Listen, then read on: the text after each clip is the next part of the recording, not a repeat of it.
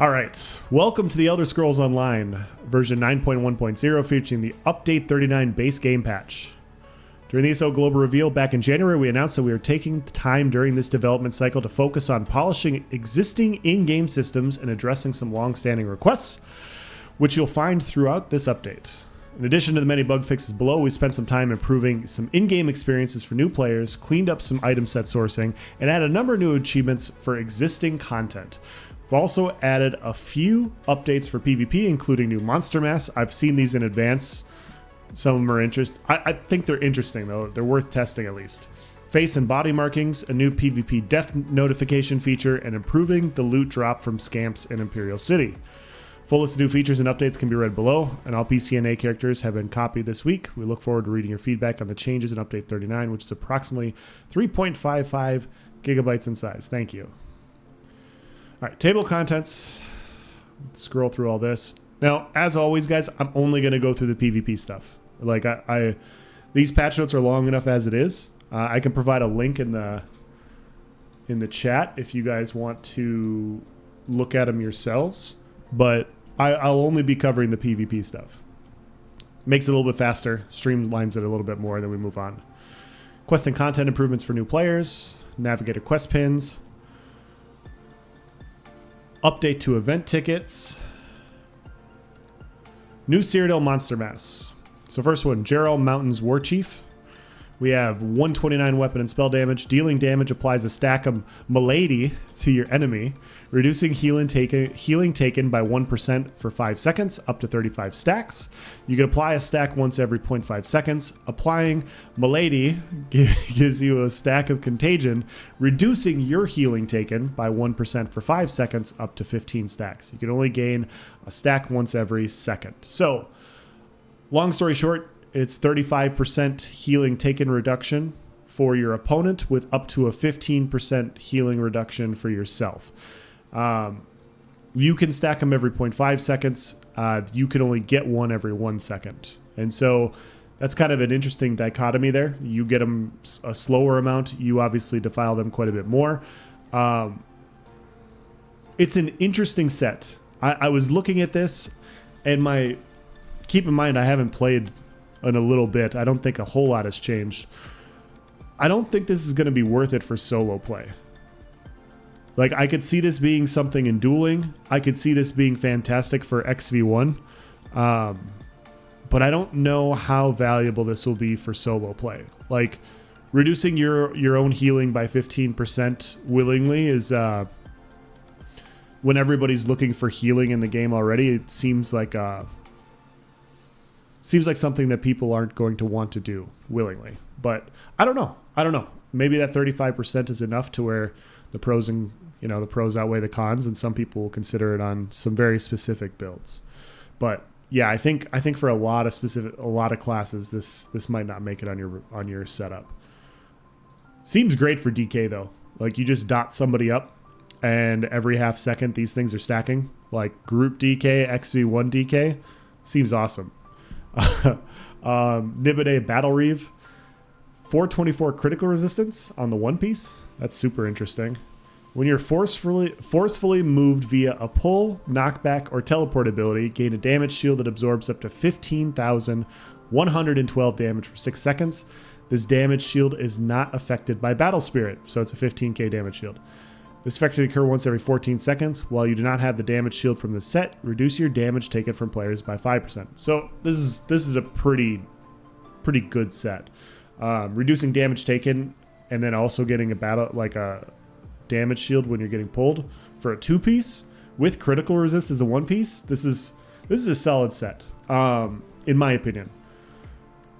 What I will say though is, this set's out there to counter pull sets, right?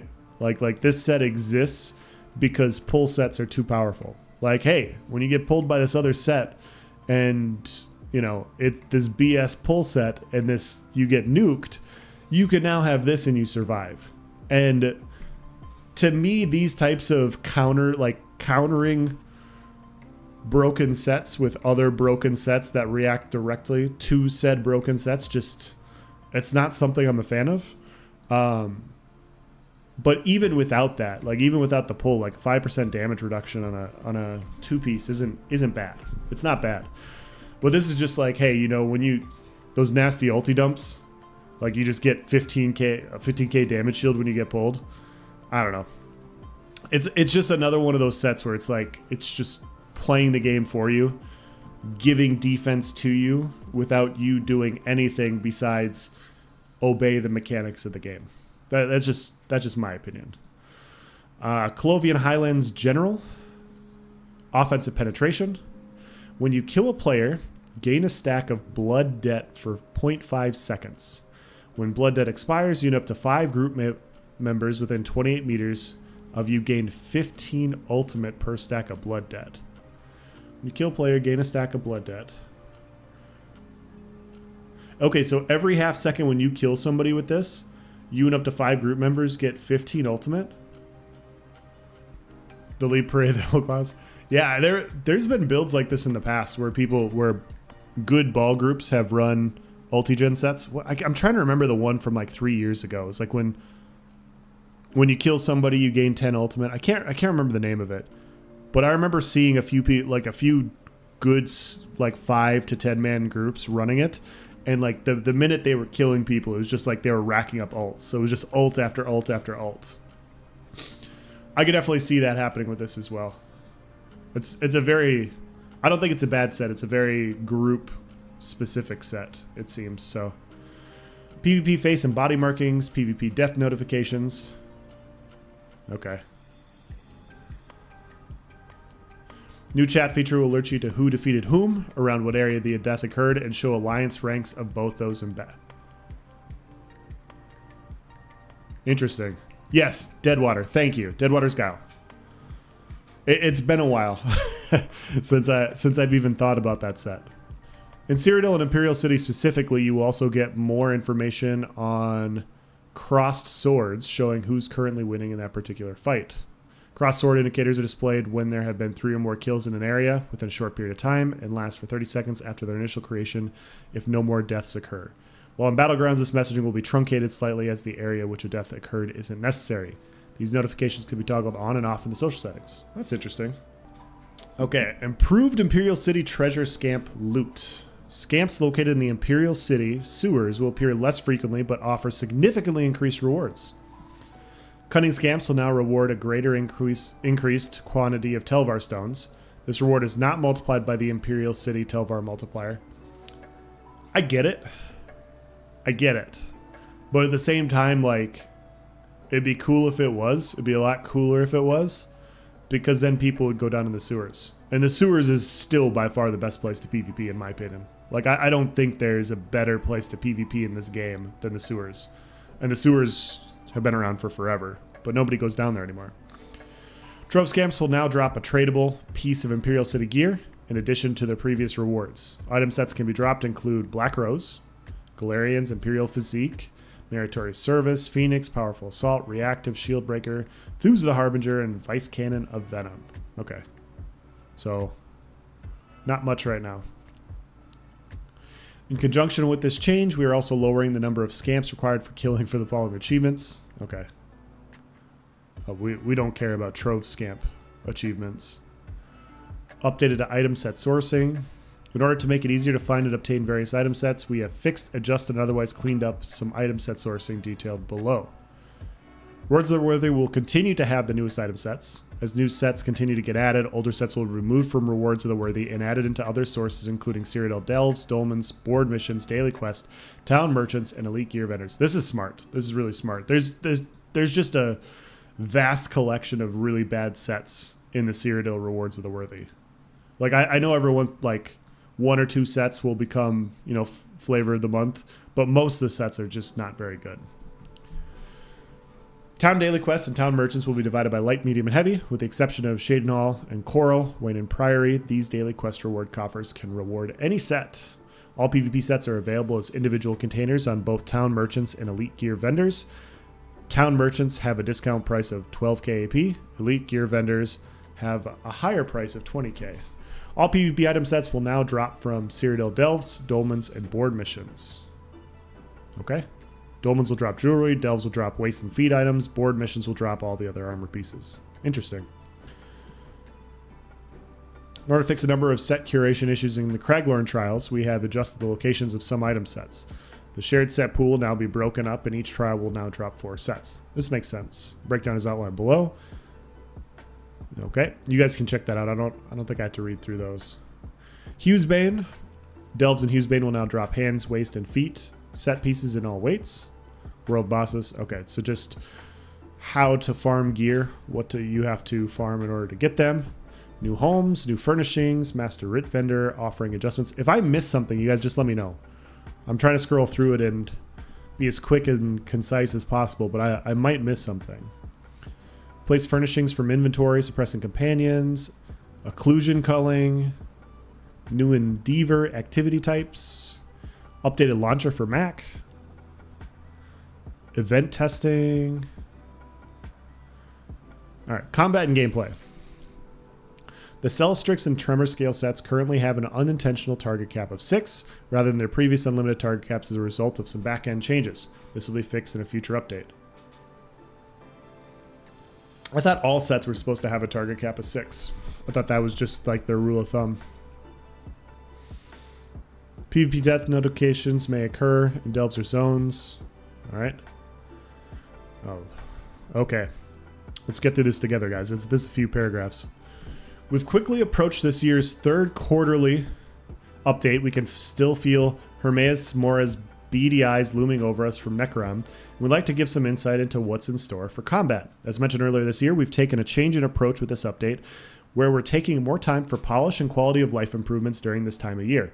I truly appreciate this. I wish they've done this sooner. So I do appreciate the just updating and improving the game. This means that the focus of changes this time around are aimed at polishing experiences within combat systems and fixing bugs with existing things, as well as beginning to integrate some new fancy technology we obtained from creating the Arcanist class. We have some targeted balance adjustments too, of course, but the list is quite short compared to other updates, and it's not indicative of everything we'd like to tune and tweak. With that being said, let's talk about what the major changes are focused on. In this update, the major focus outside of the stated bug fixing is polishing weapon passives to help better define and diversify choices when making your build. Weapons are traditionally seen as tools that push your class advantages or make up for some of their disadvantages. We've noticed based on feedback and metrics on their engagement that they've been falling short of that. It aims to improve this experience. We've taken some specific passives and adjusted them to target some pain points on how you can build or play around them. These changes are focused on our more offensive weapons, since Restoration Staff and One-Handed Shield are in a relatively solid place. I would say so. Aside from this pass on weapon passives, we've also started to roll in some back-end reworks that utilize the fancy new, while this ability is slotted on either bar functionality that the Arcanist added with the Tome Bearer's Inspiration ability. We're not planning to use this everywhere. We have passive bonuses for ability slotting, but we did immediately see an opportunity to drastically improve the flow and user experience on Grim Focus and Bound Armaments. Okay. I'll say more later. These abilities will now no longer require you to activate them to be eligible to begin generating stacks with light or heavy attacks, as they'll now build stacks anytime the ability is slotted on either bar. This removes the need for the dead cast to activate them, removing the buff management portion of the ability, while also removing those frustrating moments when you activated them too early, wasting a global cooldown. Yeah, or you go to fire them and the timer runs out and you actually have to buff when you thought you had a killing blow. We're very excited for Nightblade and Sorcerers to get their hands on these changes and hear how it feels. Of course, as mentioned earlier, you can still expect some minor tweaks and changes to abilities and item sets for balanced bug fixing, but this covers most of the work in the update. We've done a lot of the back-end improvements to many area of effect generating item sets, swapping them over to area of effect improvements we started working on almost 2 years ago. But we won't bore you with those details since they shouldn't impact how you use them. As always, we'll be keeping a close eye on these adjustments over the PTS cycle, and we're looking forward to your feedback on them. Safe journeys, and we look forward to seeing you in Tamriel. So, I'll say this. Nightblade in general is one of the more, especially from a PvE perspective, the last time I was playing quite a bit, is one of the more PvE, buff intensive classes. So I totally understand why wanting to make things like Grim Focus and then by proxy bound armaments easier to use. I think most Nightblades would contend that neither of these things really needed to be adjusted and made easier. I mean, it's nice. I'm not complaining about these changes. What I'm trying to say is this is a relatively minor adjustment when you just look at the Necromancer class and all they do is spend time managing their buffs. Now, we haven't gotten to Necromancer yet. I don't know if there's any Necromancer buffs like this in here. I really hope that there are, because like 60% of your fight as a Necromancer is just rotating buffs and managing buffs. 70% of your fight.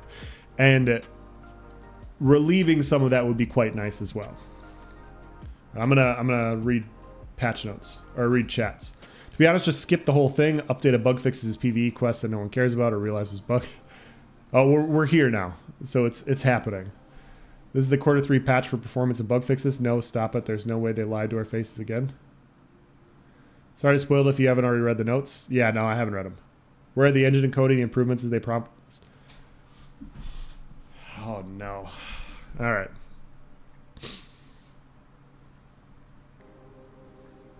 Bonus that increased damage done to monsters. Blah, blah. Arcanist. Herald of the Tome. Abyssal Impact. Fix an issue where this ability and morphs do not cause you to unsheath your weapon on cast. Curative Rune Forms. Fix an issue where this skill line leveled faster than other skill lines. Apocryphal Gate. Passage between worlds. Fixed an issue where the synergy from this morph failed to act as casting a synergy for many item sets and other proc-based events. Ardent Flame. Combustion. Reduce the damage bonus this passive provides to burning and poison status effects to 12 to 33%, down from 25 to 50%. Okay. Dragonites are currently a bit ahead of many other classes in damage production. Yeah. To address this, we're easing some of their passive power to reel them slightly back to the other classes without stirring the pot too drastically. Okay. Draconic Power, Dragon Blood, Green Dragon's Blood morph. This morph now also adds a small heal over time, lasting 5 seconds and scaling off your max health, 3% per tick. This morph no longer increases in duration of effects by 1 second for every rank, but rather ranks up the healing done of the healing over time. We're seeing many tanks opt to take Coagulating Blood over Green Dragon's Blood in organized groups where buffs bring up their offensive stats enough to eclipse the healing potential of Green Dragon Blood. To help mitigate this, we're adding a small guaranteed heal that uses your max health to offer some divergent gameplay options rather than bloating out the missing health values of Green Dragon's Blood and creating different problems out of that.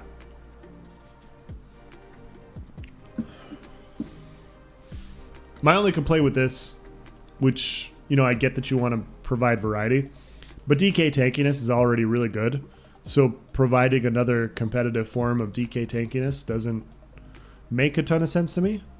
It's not a bad thing to make skills viable. It's not. So I get that. Dragon Leap fixed an issue where this ability could be cast on swimming targets, resulting in some extreme tomfoolery. Okay. All right, here's those big Necromancer changes that I'm hoping for. Frozen Colossus. Reduce the cost of this ultimate and its morphs to 175 down from 225. All right. Increase the damage per hit of all versions by approximately 11%. Not nothing. Pestilent Colossus. This morph now always guarantees the disease status effect on each hit. Wow. Glacial Colossus. This morph now also extends the duration of major vulnerability to 17 seconds per hit, up from 12. Also, wow.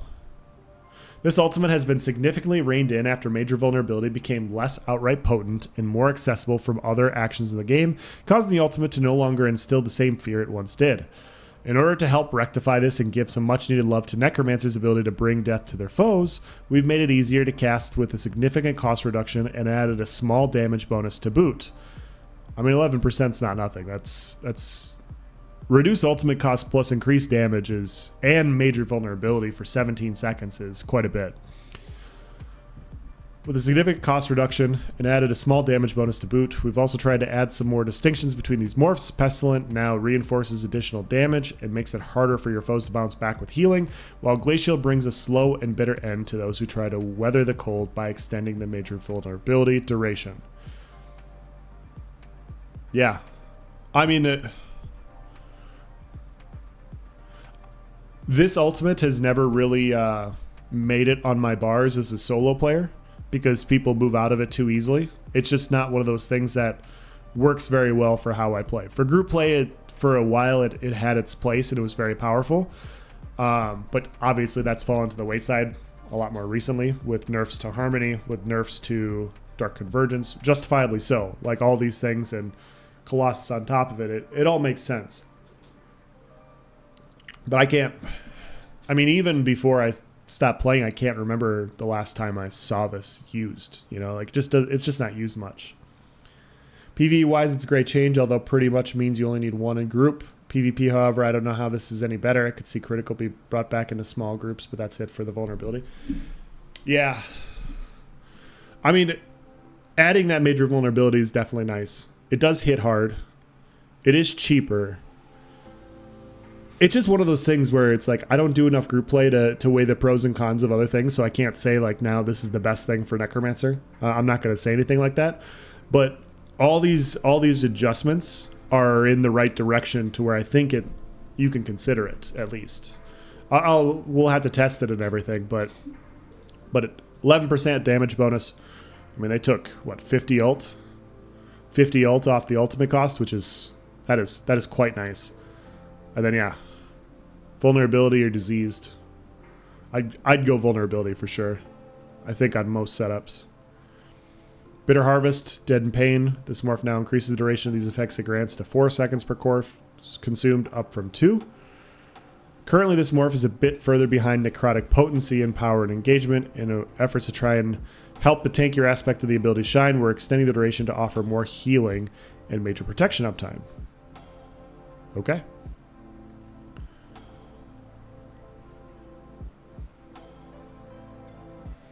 All right, those are the Necromancer changes. That class needs some help, man. Come on. Give us something.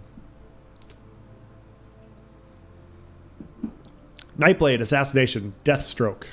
Incapacitating Strike.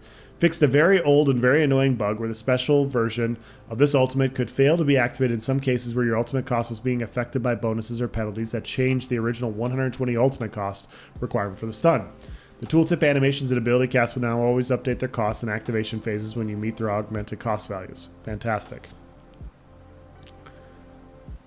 Grim Focus. This ability and morphs no longer need to be activated to generate stacks, as they will now generate stacks anytime you meet their original requirements, simply with the ability slotted on either bar.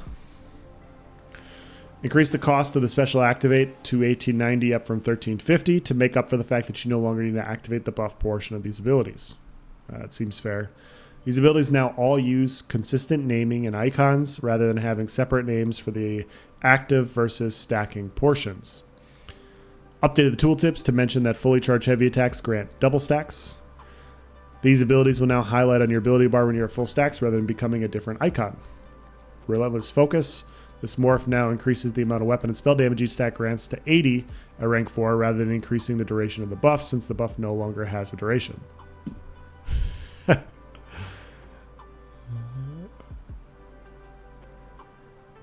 Okay, so Relentless Focus now increases the amount of weapon and spell damage each stack grants to 80 at rank 4. So each stack gives you 80 weapon and spell damage? Is that what it's saying?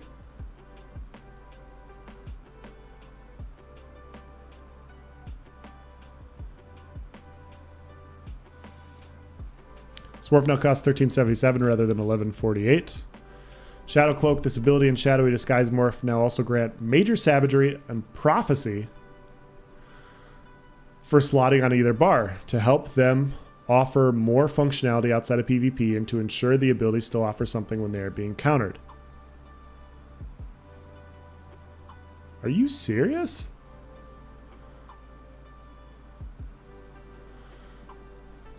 Dark Cloak. This morph now swaps the Major Savagery and Prophecy to Minor Protection for slotting on either bar. rather than granting it for 10 seconds after casting the ability.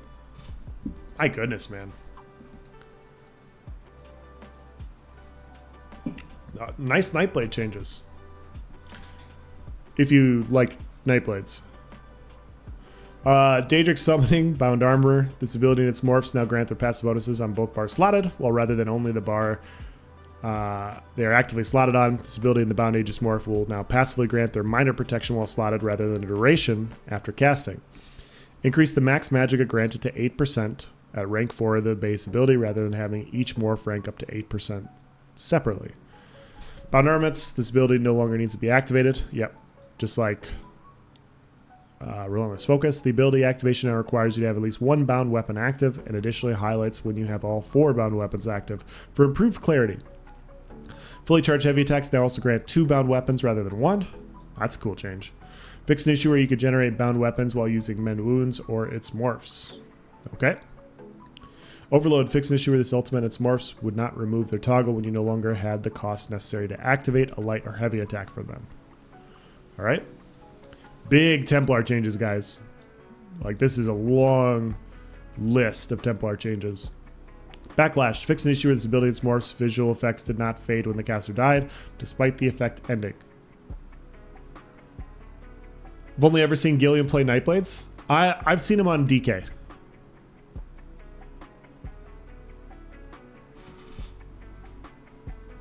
I don't see him much in game, but I've seen him on DK.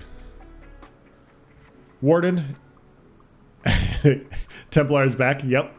Yep, like it never left, guys. Backlash. Fixes. Animal Companion. Swarm. Growing Swarm. Fix an issue where this morph would remove itself when the caster died, unlike the other 2 versions of the ability. Green Balance. Living Vines. Fix an issue where this ability and its morphs cast could return as area of effect abilities. Okay. Big Warden changes. Big Warden changes. All right. Now we get into weapon passives. Let's see how interesting this is. Long shots for the bow. This passive now increases your damage done by 2 to 5% against enemies within 15 meters of you.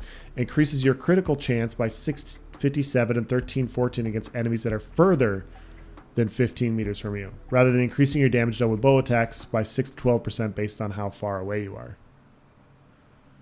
Okay, so is this a nerf then? Rename this passive to Vine Dusk's Training to accurately adjust its implications to its new functionality with a flavorful lore twist. In order to help bow feel more like additional tools for your character rather than their own isolated playstyle, we're expanding out this bonus twofold to help it become a more viable option for different builds. Since this passive previously only enhanced other bow attacks, it created situations where the weapon heavily dissuaded you to use other skills, making it feel restrictive rather than additive. Yes. By opening the bonus to work with any attack, we hope to help it'll feel more like other weapons as a way to synergize and play off your other actions. In addition, this passive's minigame was creating situations that heavily punished many different encounters in both PvP and PvE, where you had to maximize your range at all times from the target. By granting 2 individual bonuses for close range and further range, we can help enable more consistent power to the weapon, each with their own advantages, without creating frustrating gameplay experiences that further harm synergy with other actions like class skills or group coordination.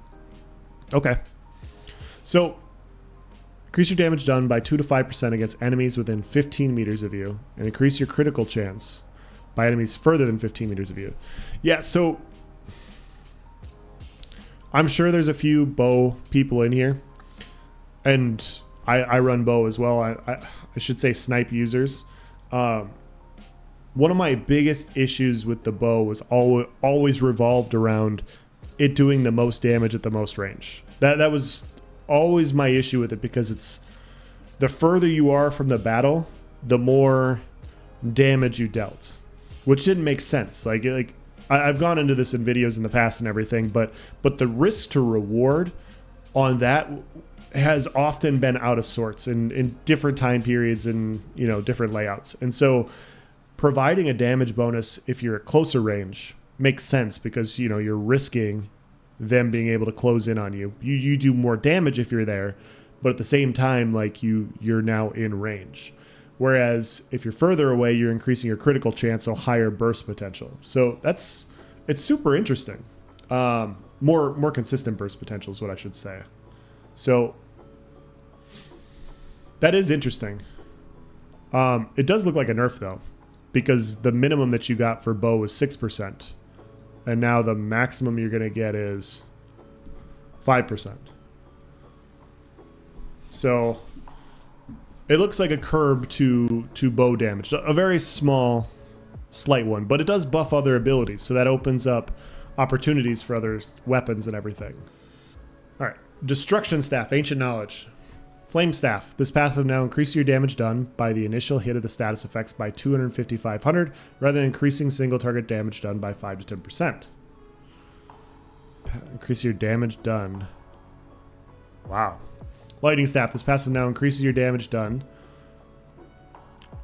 with overtime and channeled attacks by 6 to 12%, rather than increasing your damage done with area of effect attacks by 5 to 10%.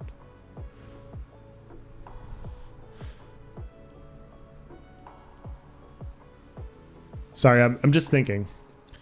This passive now increases your damage done with, I'm assuming it's damage over time, and channeled attacks by 6 to 12%. Interesting.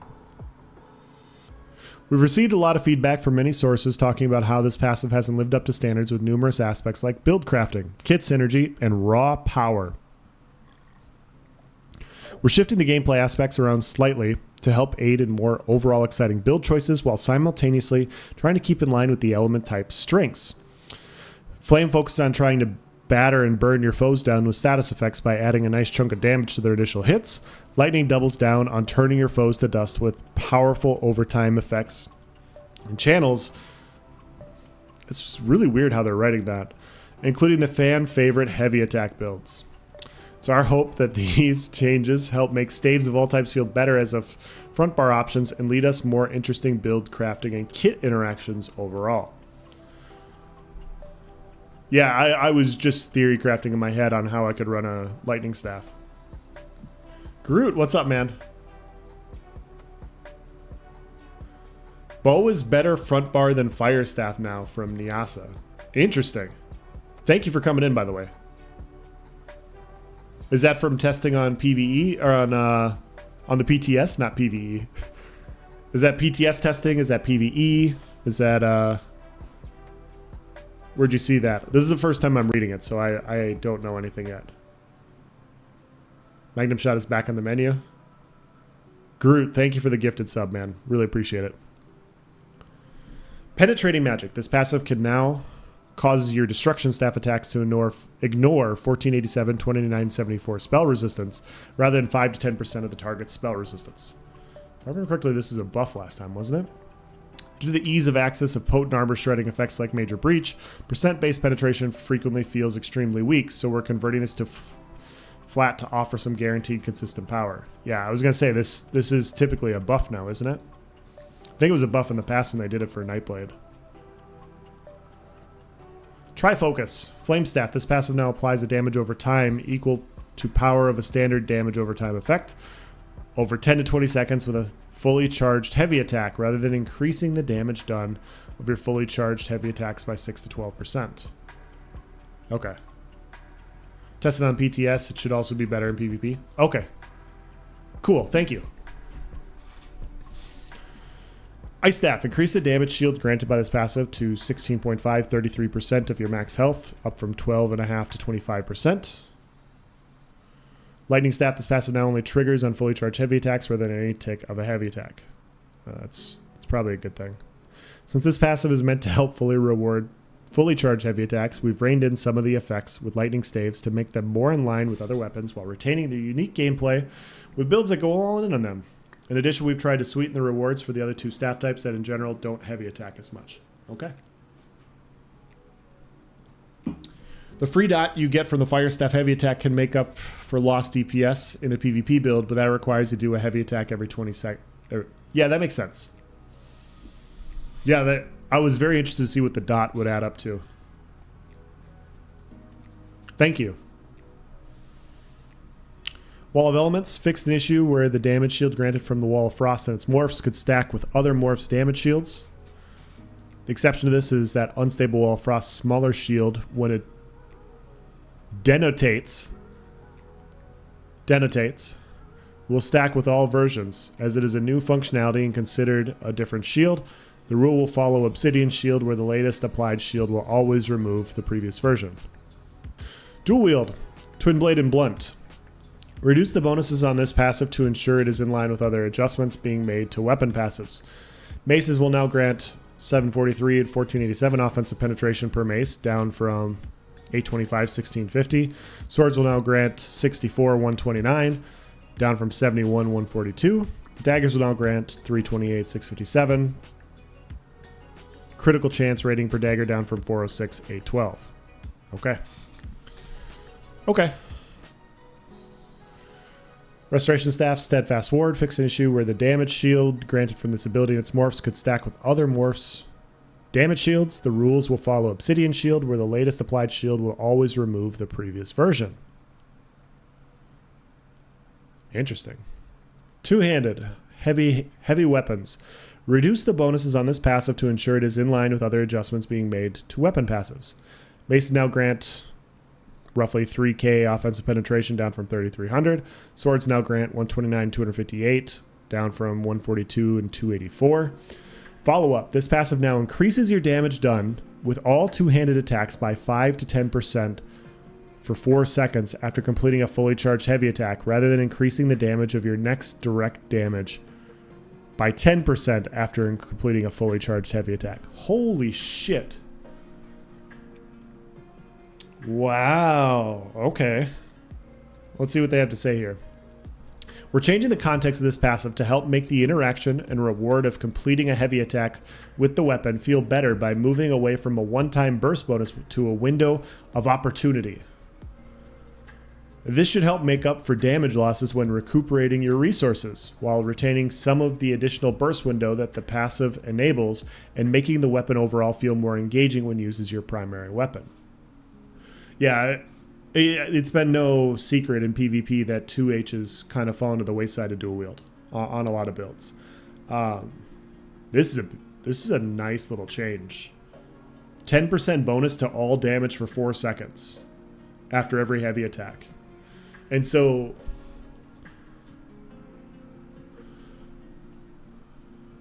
sorry, I'm thinking in my head. It's been a while since I've done patch notes, so I'll start talking out loud. I feel like without looking at everything and looking at all the changes and all that, this looks like a pretty substantial change to dot type builds. The fact that you can heavy attack, I mean, once every 4 seconds, you can keep 100% uptime for a 10% damage bonus to all of your abilities. And so it opens up opportunities for heavy attack 2Hs, if they're sturdy enough, to basically like get an extra 10% damage bonus to everything with 100% uptime.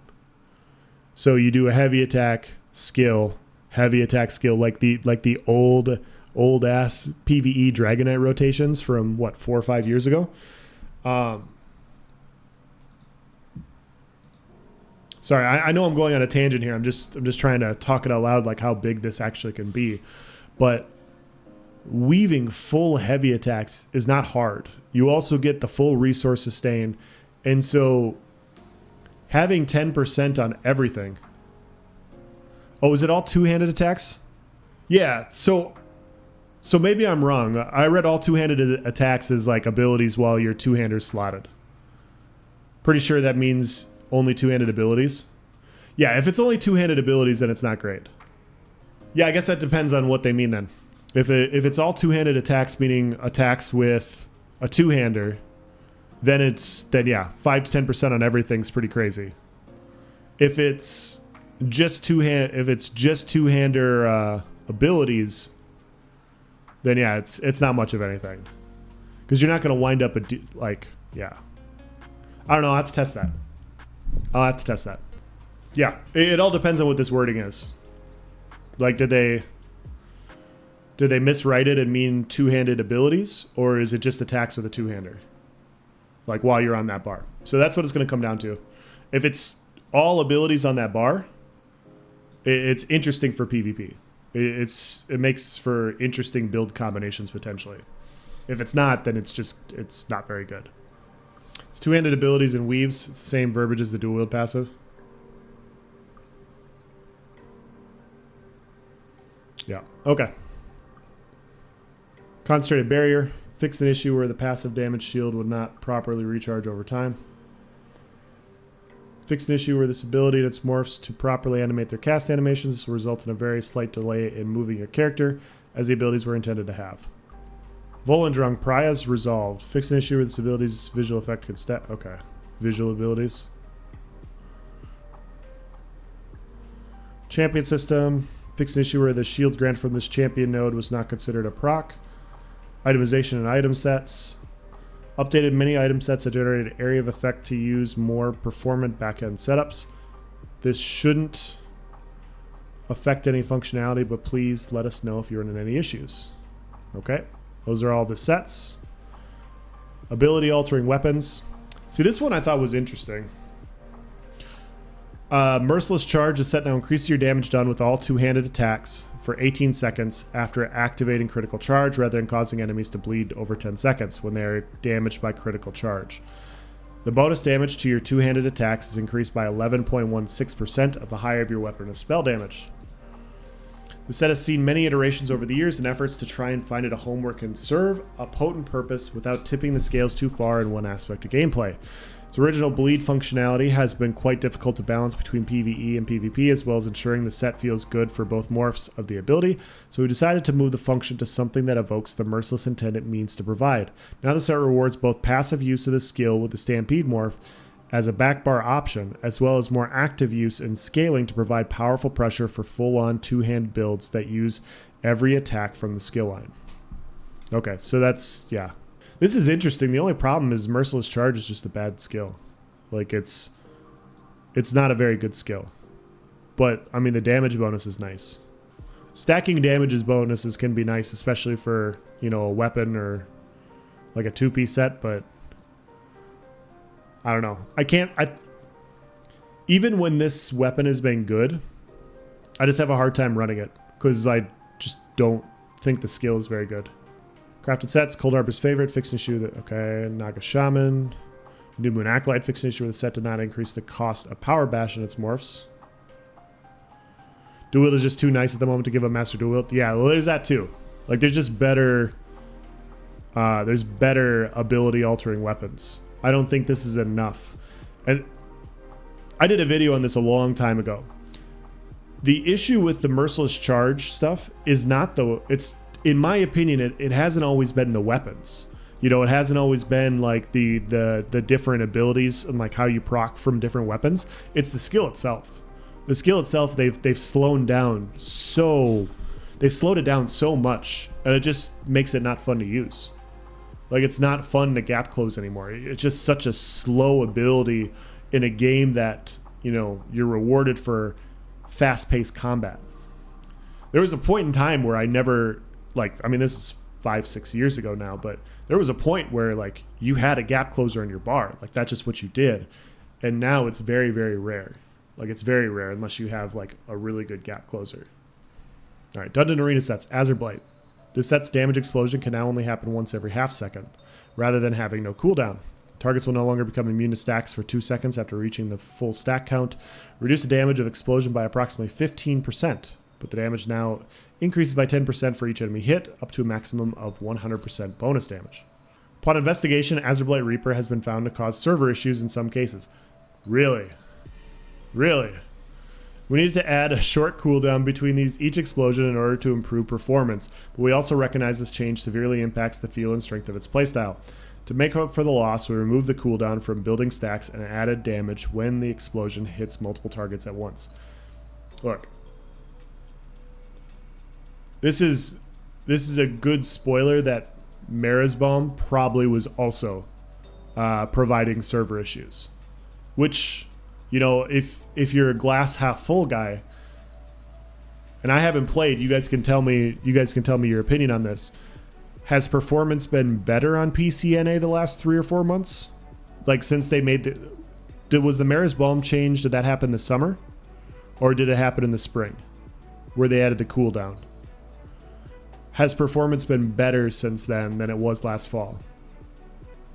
Because I feel like that was an underrated aspect of Mara's, is that it had no cooldown. And it's like, yeah, you just made this set that everybody's going to run with no cooldown on any of it. So I'm just curious. But yeah, I haven't been around, so I don't know. Overland sets, Trinamax Valor, fix an issue where the set can proc off other proc-based shields. PvP source sets, Elfbane, fix an issue where the set was increasing the duration of some siege weaponry effects. Trial sets, companions. From the small amount of time I've played since last year, I'd say performance is slightly better. I haven't noticed major improvements really. When it's bad, it's really bad, and sometimes it's okay. But I haven't played much either. Hard to say. Necrom definitely arrived with reduced performance, whether that be Arcanist abilities or they just broke something, no idea. Okay. Okay. Yeah, I was just curious because yeah, if Azurblade was causing issues, performance issues, you would think that Mara's Balm with the same type of qualifiers with no cooldown would be similar. Also, Phil K, thank you for the follow. Nyasa, thank you for the follow. Alliance War in PvP. Fix an issue where Cropsford's Flag Guardians for... Okay. You know, sometimes you start to read the set, like you see PvP and you get excited, and then it's like Cropsford's Flag Guardians, and you're like, oh, well, you got me. You will no longer be attacked by slaughterfish while harvesting materials in certain areas of Cyrodiil. What? We're going to be able to go swimming in Cyrodiil. Is that what you're saying? In certain areas? You can now teleport to owned homes from Cyrodiil wage shrines. Okay. Battlegrounds. Fix an issue where random battleground queuing was enabled for characters below level 50 during a battleground weekend. Added short tutorial pop-ups when entering battleground modes that link their respective help entries. Fix an issue where falling off a certain rampart in more Kazgur, I hope I said that right, would not lead to your character's death. Quests. Okay. Siege. Fix an issue where Lancer siege engines did not deal the respective damage type to keeps and siege engines. Fix an issue where siege damage over time could miss invisible targets in some cases. Those pesky Nightblades. All siege damage, regardless of its type, will now actively remove invisibility as a rule breaker. There is no escape from siege. Fair. Ballista. This siege type no longer has varying hit sizes between hitting siege and player characters, and now shares the same 8-meter radius between all targets. Wow. Okay. Fire Ballista fixed an issue where the visual from the siege damage could last longer than intended. Lightning Ballista fixed an issue where the damage over time from the siege could stack indefinitely. It will now behave like other damage over time, where it can stack between multiple sources. Can we please lower the damage of siege for the love of God? Such a risk-free way to pretend to PvP. Well, I got news for you. I got news for yous, Mad. Just wait. Icepot Trebuchet. Fix an issue where the snare visuals from the siege failed to appear. Fix an issue where the snare could stack in some cases. Firepot Trebuchet. The damage to siege from this siege is now instantaneous rather than over duration. Meatbag Trebuchet. Here it is, Mad. The damage to siege from this siege is now instantaneous rather than damage over time. Increase the damage over time to player characters by approximately 17%. It is meatbag season, baby. Let's go. We are now stacking meatbags. Meatbags everywhere. The debuff from this siege no longer affects health recovery. Fix an issue where the healing received debuff could affect targets outside of the area of impact. Cold Harbor Trebuchet. The damage to siege from this siege is now instantaneous rather than over time. Flaming Oil Pot. Fix an issue where the siege could interact oddly with proc conditions unlike other siege. And Catapult. Fix an issue where the snare from the siege could stack in some cases. Oh yeah, one-shot Cold Harbors possibly. Possibly. Art animation, crafting and economy, crown store, exploration itemization, housing. Yep, gotta fix the housing stuff. Quests and zones. A lot of quests and zones being fixed. Good to see. UI. Updated many fish icons. Added Arcanist related icons to the armory. Alright. Gamepad mode. Fix an issue where the random mount options in the collections UI would disappear if the mounts in category were favorited. Help in tutorials, housing, and target markers. All right, that is the end of the patch notes. So what do you guys think? So we got 3 monster sets, very small class tweaks, and then just a bunch of changes overall to the game as a whole.